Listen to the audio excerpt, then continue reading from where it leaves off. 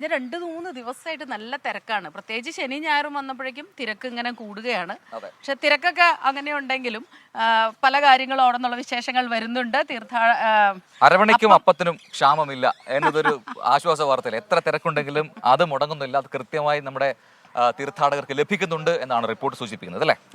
മകരവിളക്ക് മുന്നിൽ കണ്ട് 21 ലക്ഷത്തിലധികം ടിൻ അരവണ ദേവസ്വം ബോർഡ് സ്റ്റോക്ക് ചെയ്തിട്ടുണ്ട്. ആവശ്യത്തിനനുസരിച്ച് പ്രസാദം ലഭിക്കുന്നതിന്റെ സന്തോഷത്തിലാണ് തീർത്ഥാടകരും. കഴിഞ്ഞ ശബരിമല സീസണുകളിൽ ഏറ്റവും കൂടുതൽ പ്രതിസന്ധി അപ്പമരവണ വിതരണത്തിലായിരുന്നു.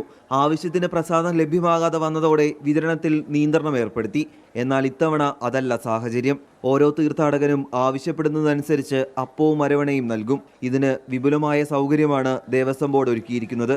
എനിക്ക് ആവശ്യമുള്ള കിട്ടിയായിരുന്നു, ഞാൻ ചോദിച്ചതെല്ലാം കിട്ടിയായിരുന്നു, വേറെ ബുദ്ധിമുട്ടൊന്നും ഉണ്ടായില്ല. 18-ാം പടി ആഴിക്ക് സമീപം 10 കൗണ്ടറുകളിലൂടെയും മാളികപ്പുറത്തുള്ള 8 കൗണ്ടറുകളിലൂടെയുമാണ് വിൽപ്പന. അയ്യപ്പ ഭക്തർക്ക് പോസ്റ്റലായും അപ്പവും അരവണയും വാങ്ങാനുള്ള സംവിധാനവും ഏർപ്പെടുത്തിയിട്ടുണ്ട്. നിയന്ത്രണങ്ങളില്ലാതെ ആവശ്യാനുസരണം പ്രസാദം ലഭിക്കുന്നതിന്റെ സന്തോഷത്തിലാണ് തീർത്ഥാടകരും. ഇപ്പം എല്ലാം കിട്ടുന്നുണ്ട്. കഴിഞ്ഞ വർഷം പാടായിരുന്നു, തിരക്കായിരുന്നു, 5-10 മണിക്കൂർ ക്യൂ ആയിരുന്നു. ഇപ്രാവശ്യം അതില്ല, ഇപ്പം നേരത്തെ കയറി പോകുന്നുണ്ട്. പ്രസാദം കഴിഞ്ഞ വർഷത്തെ അപേക്ഷിച്ച് ഈ വർഷം പരിമിതി ഇല്ലാതെ കിട്ടുന്നുണ്ട്. ഞാൻ ആവശ്യപ്പെട്ടത് എനിക്ക് കിട്ടിയിട്ടുണ്ട് ഫുള്ളും. പ്രസാദവും അതുപോലെ തന്നെ അരവണയും പിന്നെ അപ്പവും എല്ലാം എനിക്ക് ആവശ്യത്തിന് കിട്ടിയിട്ടുണ്ട്.